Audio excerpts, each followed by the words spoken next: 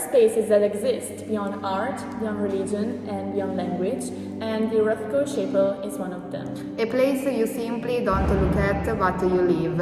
A cathedral of color and silence, built not to offer answer, but to raise questions. In the heart of Houston, Texas, a small octagonal structure welcomes anyone who enters it with an environment characterized by dim light and immense, dark and enigmatic canvases. 14 monumental paintings by Mark Rothko dominate the walls. But what it means to stand in front of these canvases is a meeting with the sacred or an encounter with the void.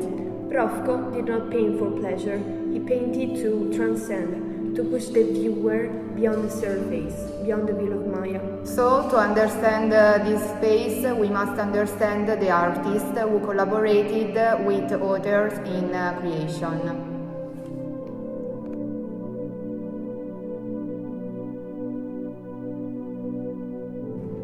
Mark Rothko was born in 1993 in Dvinsk, in present-day Latvia, into a Jewish family. It is an age of persecution and uncertainty.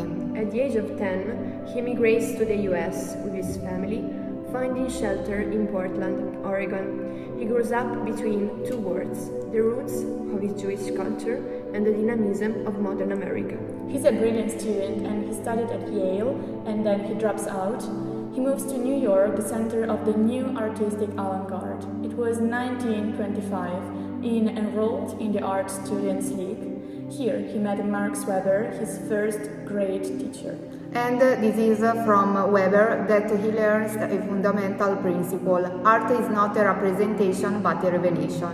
In the 1930s, Rothko approached surrealism. He painted mythological figures, archetypes, primordial symbols, but he feels that all this is still too tight, too shaped, too limited.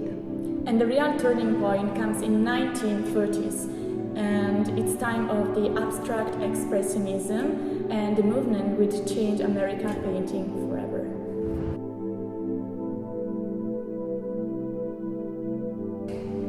Let's analyze the situation in New York in the 1940s and 1950s. Europe was ravaged by war.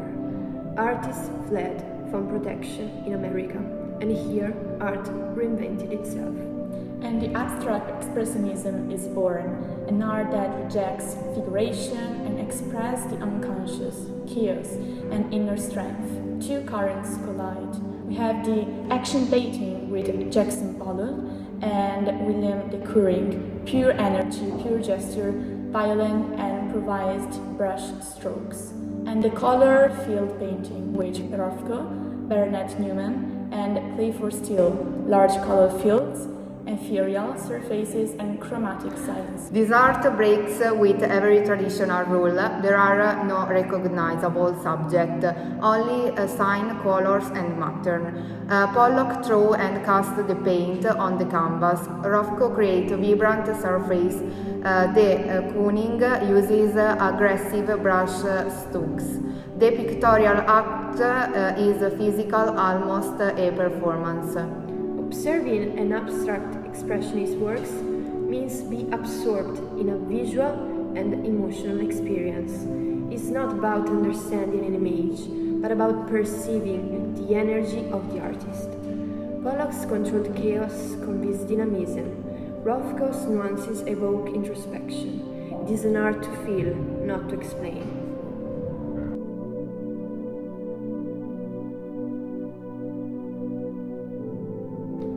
In 1964, two collectors, John and Dominic de Menil, offered Rothko the most ambitious commission of his life, a chapel. The Rothko Chapel is an architectural structure designed by Philip Johnson, Howard Benston, and Eugene Aubry, a perfect octagon closed without windows, built to amplify the solemnity of the interior space.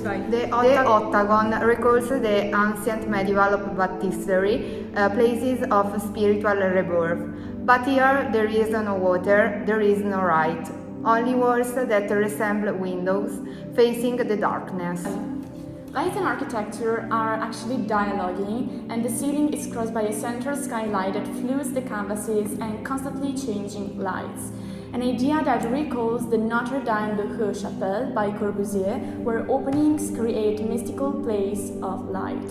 As in Michelangelo's Medici chapel, the light here is not a detail, but a living element that shapes the experience of the viewer.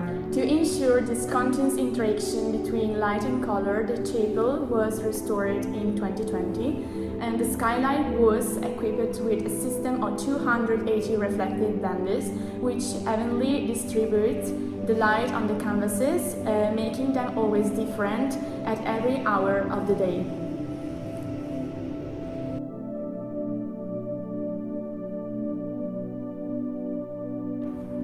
And Rothko works non-stop. For 3 years he experiments, superimposes layers of paints, thus the light, darkness illuminates. And each canvas must vibrate over time. And the result, 14 monumental canvases, not black as it seems at first glance, but a complex interweaving of violet, brown and pale red, a color that breathes with light.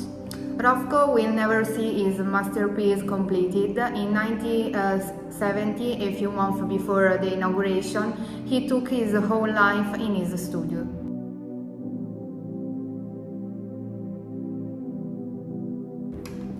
The light in the Rothko Chapel is not a detail, it is not simple means of illumination, it is a living, dynamic element that transforms space and the canvases themselves. Mark Rothko realized that color alone could not exist without light. The chapel has no windows. The light enters only from above through a central skylight that opens like an eye on the sky. In the morning the light is white and it's cold, the painting seems almost impenetrable, and with the passing of the time, something changes. In the afternoon the light softens and surfaces warm up. The blacks turn out to be purple and the violets dissolve into subdued reds. It is an almost alchemical phenomenon. The pictorial matter is not static but is alive in continuous evolution. And then the sunset comes. The skylight becomes golden, the canvases darken even more, as if the color was absorbing the light to hold it within itself. It is here that the chapel becomes an absolute meditative place. The visitor no longer looks at the paintings, he crosses them.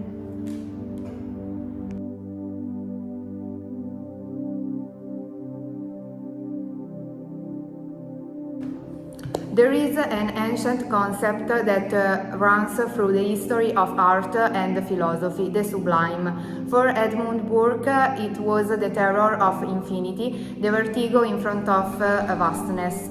For Kant, it was the experience of something too great to be contained by the mind, a feeling that annihilates us and exalts us at the same time. But in Rothko Chapel, a new sublime is born. Here there are no imposing mountains or devastating storms. The sublime of Rothko is silence, introspective, inner. It is the confrontation with the void, with the color that dissolves, with the time that seems to not stop. There is no narration, no dogma, only space and light and the intimate experience of the observer. It is not an art that imposes itself, but an art that asks you, who are you in front of this silent vastness? This is a new spirituality without icons or symbols, a spirituality of presence and absence.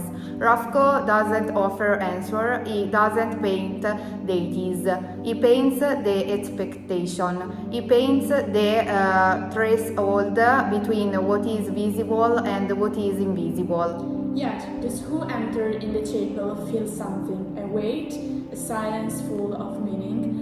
Some call him God, and somebody call nothing, but everyone feels the same suspension, the same sense of crossing. So Rothko has created a place where art becomes ritual and the observer becomes the real protagonist.